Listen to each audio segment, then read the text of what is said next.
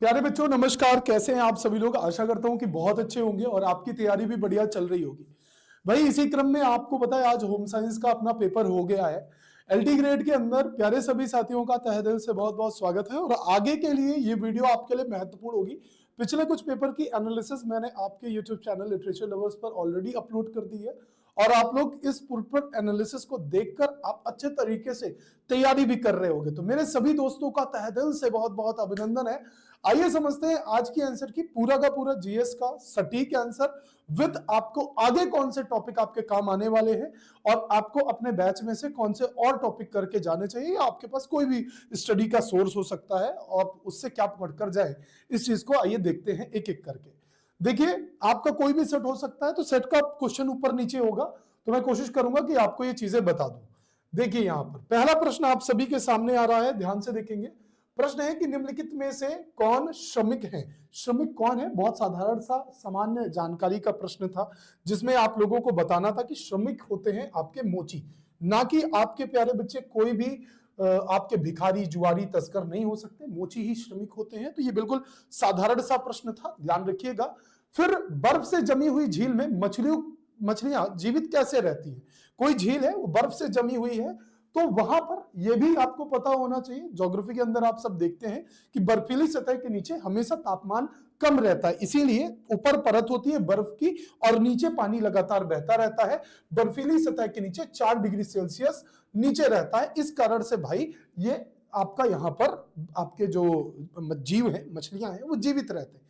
कौन सी मक्खी कपास का नशी जीव है। नशी जीव यानी कि पेस्ट ऑफ कॉटन जिसे कहते हैं, तो सफेद मक्खी को कहते हैं। कभी भी आपको अगर आसपास आपके कॉटन रुई जो है आपने अपने घर पे लगाई है तो हमने देखा कि उसमें सफेद मक्खी बैठी रहती है, उसे पेस्ट ऑफ कॉटन कहा जाता है।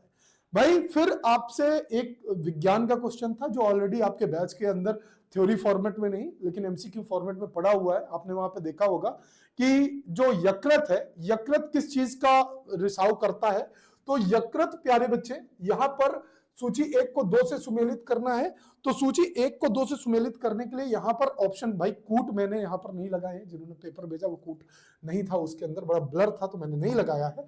खैर यकृत किससे मैच करता है किससे नहीं मैच करता सभी बच्चे यहां पर देख लेंगे बहुत बेहतरीन तरीके से कि जो आपका यकृत है प्यारे साथियों, यहां पर जो आपका यकृत होगा या यकृत किससे मैच करता है किससे नहीं, तो यकृत यानी कि लीवर इसे कहते हैं, या पित्त का स्राव करता है। आप कहोगे हां जी पित्त का स्राव करता है, बाइल जूस से संबंधित है, बाइल जूस से संबंधित है। याद रखिएगा किससे संबंधित है यकृत, आपके बाइल जूस से संबंधित है, यह ध्यान रखेंगे। क्लियर है हाँ या नहीं बताइएगा जरा सा। बिल्कुल सही बात है। इसके अलावा प्यारे बच्चे जो आपका रेक्टम है या रेक्टम किससे संबंधित है, तो मल विसर्जन रिलीज ऑफ फेसेस, जो आपका मलाशय है, मलाशय किससे ऑब्वियस है, मलाशय मल विसर्जन से संबंधित होगा, ये याद रखिएगा। ये पित्रसाव से संबंधित होगा। इसके अलावा प्यारे बच्चे जो छोटी आंत है ये पाचन को पूर्ण करती है। छोटी आंत हमेशा पाचन को पूर्ण, और बड़ी आंत जब भी आप पानी पीते हो तो जल का अवशोषण करती है, जो भी लिक्विड होता है उसका अवशोषण करने का काम करती है। तो आपके में जो भी प्रश्न दिया हो इसे जरूर मिला लीजिएगा। इसका सही ऑप्शन मैं आपके लिए लिख दूं, ए का सेकंड है, बी का फर्स्ट है और सी का 4 है एंड डी का 3 है प्यारे बच्चे, डी का 3rd है, ये ध्यान रखिएगा। अगला प्रश्न आपके लिए कौन सा है कि सूची 1 से सूची 2 को सुमेलित करना है। अभी अगर आपने ज्योग्राफी मेरे साथ पढ़ी होगी तो मैंने भूगोल के अंदर आपको जब शुरुआत में ही लॉन्गिट्यूड लैटिट्यूड पढ़ा रहा था तो उसी चैप्टर के अंदर मैंने आपको प्यारे बच्चे यह भी पढ़ाया था कि जो आपका कर्क रेखा होती है वह आपका 23.5 डिग्री उत्तर में होती है और मकर रेखा आपके 23.5 डिग्री दक्षिण में होती है। और यही आपका इस हिसाब से प्यारे बच्चे सही उत्तर हो जाएगा कि अगर बी का आपने 3rd मिला लिया, बी का 3rd मिला लिया तो बिल्कुल सही है, और सी का 2nd मिला लिया तो बिल्कुल सही है, और आपका ए का 4th हो जाएगा दक्षिण में आर्कटिक, और आर्कटिक हमेशा उत्तर में होता है, अंटार्कटिका हमेशा दक्षिण में होता है, ये याद रखिएगा। तो इस हिसाब से आपका ये डी वाला ऑप्शन बिल्कुल करेक्ट हो जाएगा, ये ध्यान रखिएगा प्यारे बच्चों। एक तांबे के तार जिसकी लंबाई 36 मीटर है और तथा व्यास उसका इतना है तो पिघलाकर एक गोला बनाया गया। उस गोले का जो त्रिज्या है वो कितने सेंटीमीटर होगी, तो त्रिज्या आपकी 3 सेंटीमीटर इसकी सही उत्तर होगा। आपने मिला लिया होगा बहुत अच्छे से। भार में एशिया में निर्यात को बढ़ावा देने में निर्यात प्रसंस्करण क्षेत्र ईपीजेड मॉडल की प्रभावशीलता को मान्यता देने वाले पहले देशों में से एक था, जिसने डैश के कांडला एशिया में ईपीजेड स्पेशल ईपीजेड आपका स्थापित किया था। आपको यह बताना कब स्थापित किया गया था, तो 1965 में इसे एस्टैब्लिश किया गया था, यह ध्यान रखेंगे प्यारे बच्चों। इसके बाद जल प्लावित धान के खेत में किस जलीय पौधे को जैव उर्वरक के रूप में समानता प्रयोग में लाया जाता है, तो धान से संबंधित है एजोला प्यारे बच्चे। कौन सा है? एजोला, याद रखिएगा। क्लोरोफिल में से कौन सा पोषक तत्व केंद्रीय परमाणु है, तो इसका सही उत्तर होगा मैग्नीशियम। मैग्नीशियम है प्यारे बच्चे, यह याद रखिएगा। आगे बढ़ते हैं। अगला था आपका दक्कन के सूबेदार, जिन्हें 1724 में निजाम उल मुल्क आसफ शाह की उपाधि दी गई थी, आसफ जाह की उपाधि दी गई थी, वह कौन थे, तो चिन किलिच खां। समझे? तो उपाधियों से क्वेश्चन लगातार आता रहा है कि कौन से आप दक्षिण भारत के आप जितने भी दक्कन और दक्षिण भारत मराठा साम्राज्य को देख लीजिएगा और दक्षिण भारत की जितनी भी उपाधियां मिली हैं उन उपाधियों को देख लीजिएगा। जब थ्योरी पढ़ी होगी तो आपने पढ़ा होगा इसे, वहां से आपके क्वेश्चन बनेंगे। दर्रे से क्वेश्चन अगला पूछा गया था, तो दर्रे वाला टॉपिक आपको जरूर देख के जाना है। दर्रे में बड़ा लाचला दर्रा कहां से संबंधित है प्यारे बच्चे? प्रश्न आया था कि आपका जो बड़ा लाचला दर्रा है यह हिमाचल प्रदेश से है या कहां से स्थित है? हिमाचल प्रदेश से। लिपुलेख, समझे? लिपुलेख दर्रा कहां पर है? माना नीति लिपू, माना नीति लिपू, ये अगर आप देखोगे तो ये आपका उत्तराखंड से संबंधित हो जाएगा, यह याद रखिएगा। नाथुला दर्रा जो है यह किससे संबंधित हो जाएगा, तो नाथुला दर्रा आपका देखोगे आप तो सिक्किम से नाथुला, और फिर आगे जलेपला पड़ता है। लिखा पानी आपका अरुणाचल प्रदेश से लिखा पानी हो जाएगा। तो इस हिसाब से आपका सी ऑप्शन यहां पर करेक्ट हो जाएगा। ए का थर्ड से आपका मिलाते ही अगर आपको बड़ा लाचला भी हिमाचल प्रदेश से याद है तो आप बाकी एकदम आसानी से बता ले जाओगे। ए का मतलब सी ऑप्शन बिल्कुल करेक्ट हो जाएगा इसका। आगे देखेंगे किस देश में, तो दर्रे अब आपको पढ़ लेना है। दर्रे, घाटियां, पर्वत क्षेत्र, आपके पर्वतमाला, जितने भी उत्तर दक्षिण के आपके टेरेन्स हैं उनको अच्छे से देख लेना, ठीक है। दक्षिण भारत के दर्रे भी देख लेना, कई बार अब दक्षिण भारत के दर्रे आने की उम्मीद भी बन रही है। उत्तर भारत के दर्रे तो फिर भी सीखे, और पूर्वोत्तर के दर्रे भी देख लेना। यदि आप पूर्वोत्तर के दर्रे याद कर लेते हो, दक्षिण भारत के दर्रे याद कर लेते हो, क्लास के अंदर पढ़ाया है, बैच में पढ़ लेना अभी भी जाके, कोई दिक्कत नहीं है, ठीक है। आगे बढ़ो। किस देश ने युद्ध क्षेत्रों में ड्रोन प्रौद्योगिकी का परीक्षण करने ड्रोन प्रहार अभ्यास किया था, तो ड्रोन प्रहार अभ्यास से संबंधित कौन है? तब आप कहोगे कि भाई भारत आपका ड्रोन प्रहार अभ्यास से संबंधित है। किससे? जो भारत है यह आपका ड्रोन प्रहार अभ्यास से संबंधित है। ऐसा नाम तो कौन रख सकता है? भारत ही रख सकता है। कौन भारत के संविधान के प्रारूप समिति के सदस्य नहीं थे?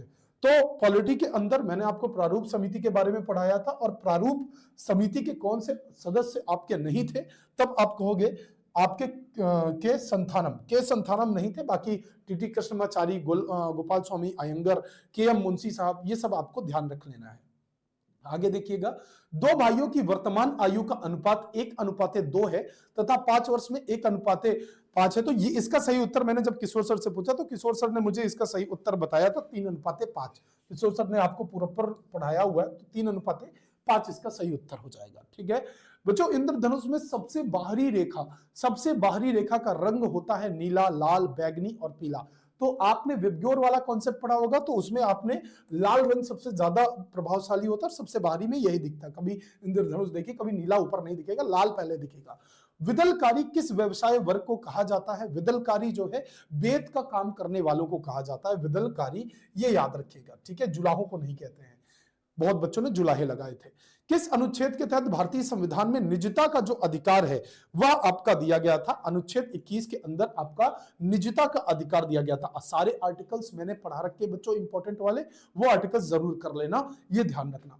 आधारीय बीज पर प्रयुक्त टैग का रंग होता है क्या? जो आधारीय बीज है इस पर प्रयुक्त टैग का जो रंग होता है नीला, पीला, लाल, सफेद, क्या होता है? आप कहोगे आधारी बीज पर प्रयुक्त टैग का रंग क्या होता है? तब आप कहोगे सफेद होता है, या याद रखना क्या होता है? सफेद होता है, सफेद होता है, आधारीय बीज पर प्रयुक्त सफेद होता है। सलखान जीवाश्म पार्क के संदर्भ में निम्नलिखित कथनों पर विचार कीजिए। कौन सा कथन सही है? सोनभद्र में स्थित है यह जीवाश्म पार्क, उत्तर प्रदेश के सोनभद्र जिले में स्थित है। यह जीवाश्म पार्क पर आधिकारिक तौर से रॉबर्ट्सगंज जीवाश्म पार्क के नाम से भी जाना जाता है। आपको यह बताना है। तो भाई यहां पर सही क्या हो जाएगा? आपसे सिंपल सा साधारण सा प्रश्न पूछा जा रहा है, बताइए जरा सा सही क्या हो जाएगा आपके हिसाब से। भाई यहां पर सही उत्तर क्या हो जाना चाहिए? तो केवल और केवल एक यहां पर सही उत्तर हो जाएगा, यह याद रखिएगा, केवल एक आपका सही उत्तर हो जाएगा।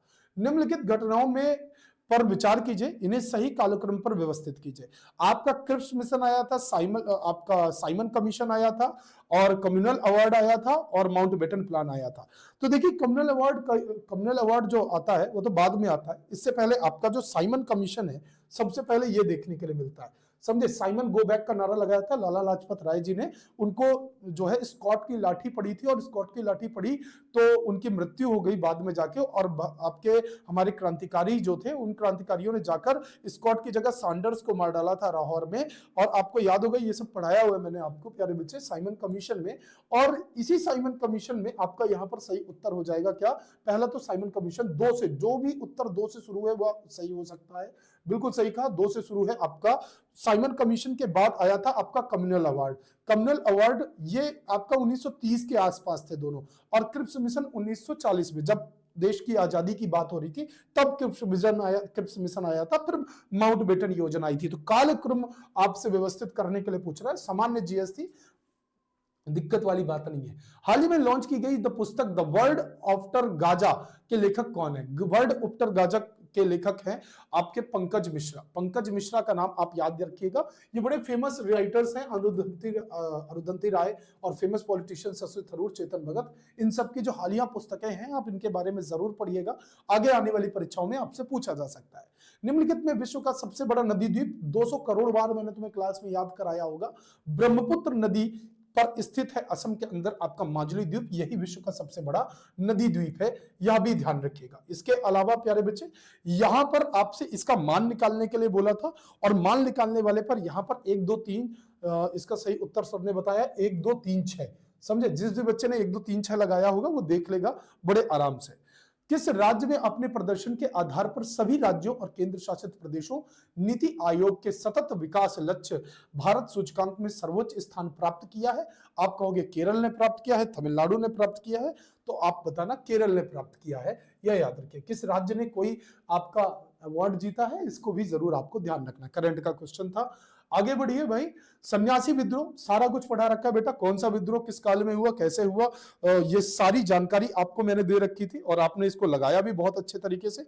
मुझे उम्मीद भी थी कि आप इसको सही करके आओगे। यानी सन्यासी विद्रोह, सन्यासी जो रिवोल्ट था, यह प्यारे बच्चे किससे संबंधित था? सन्यासी रिवोल्ट की बात की जाए तो यह आपका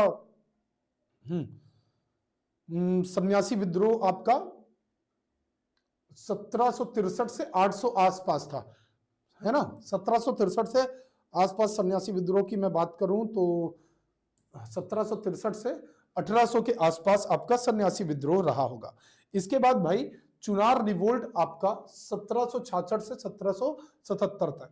भील रिवोल्ट की बात की जाए तो भील रिवोल्ट आपका कौन सा हो जाएगा? तो भील रिवोल्ट आपका जो है 1818 से लेकर और आपका 1831 तक। पोलीगर विद्रोह आपका, पोलीगर तो नहीं पढ़ाया था भाई, लेकिन बाकी तीनों पढ़ा रखे थे मैंने, सन्यासी, चुआर और भील विद्रोह, ये तीनों पढ़ाया था, है ना प्यारे बच्चे? तो ये आशा करता हूं कि ये चीज आपको याद रहेगी, ठीक है, कि भील विद्रोह कब से कब तक था। तो अगर आपको एक भी याद रहता है तो आप बहुत आसानी से पूरे के पूरे सही ऑप्शन बना सकते हो। चाहे आप देखिएगा एक एक ऑप्शन आपको क्लियर है। तो भील विद्रोह आपका 1818 में शुरू हुआ। तो आपको अगर सी का 4 भी याद है तो सी का 4 यहां पर दिया हुआ है, इस ऑप्शन में नहीं, इस ऑप्शन में नहीं, इस ऑप्शन में नहीं। कहां पर दिया हुआ है प्यारे बच्चे? A2 B1 C4 D3।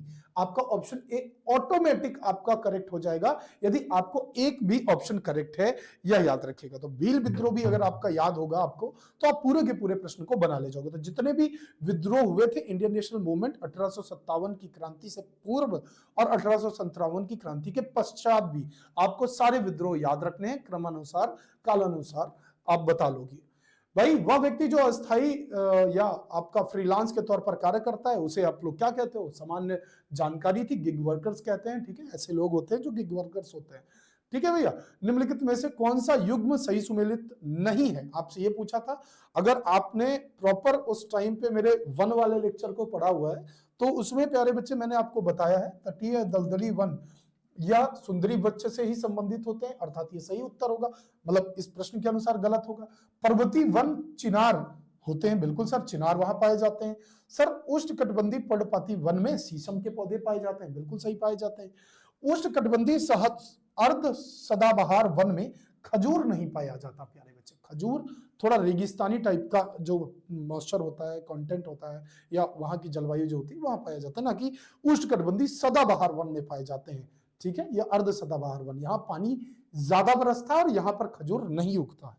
ठीक है, इंदिरा गांधी राष्ट्रीय मुक्त विश्वविद्यालय इग्नू की पहली महिला कुलपति, नियुक्ति से प्रश्न था आपका। नियुक्ति में प्यारे बच्चे आपको यहाँ पर सही क्या हो जाएगा कि जो है उमा कांजीलाल, उमा कांजीलाल बिल्कुल सही हो जाएगा। कलकत्ता विश्वविद्यालय की पहली महिला स्नातक कादम्बिनी गांगुली ने कांग्रेस अधिवेशन को संबोधित किया था।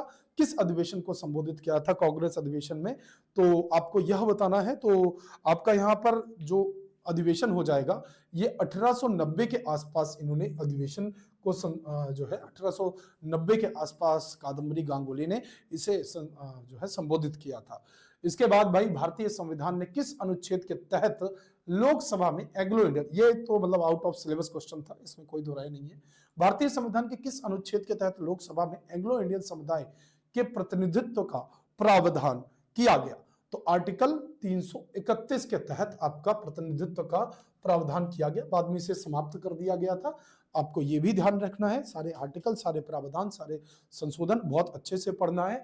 और जिन बच्चों को अभी भी आगे देखना है कि नहीं जी हम तो सर चाहते हैं कि हमारा आगे भी पेपर बहुत अच्छा जाए, तो उन सभी प्यारे बच्चों को एक बात बता देता हूं, उन सभी को बहुत बढ़िया तरीके से क्या करना है, तो आप लिटरेचर लवर्स की ऐप डाउनलोड कर लोगे। लिटरेचर लवर्स की ऐप जैसे ही डाउनलोड करोगे प्यारे बच्चे, इस ऐप के अंदर आप आना है, कोर्स वाले सेक्शन पे जाना, आपको अभी पूरे लेक्चर्स वगैरह भी मिल जाएंगे जिनका पेपर अभी 1 महीने बाद है।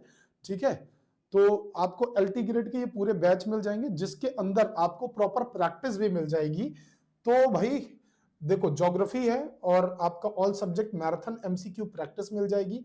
Geography, maths, polity, modern history, general awareness, Asian history, medieval history, reasoning, या फिर आपका मैथ्स वगैरह के पूरी क्लासेस, पेपर एनालिसिस वगैरह की भी पीडीएफ वाइज में अपलोड कर देता हूं यहाँ पे।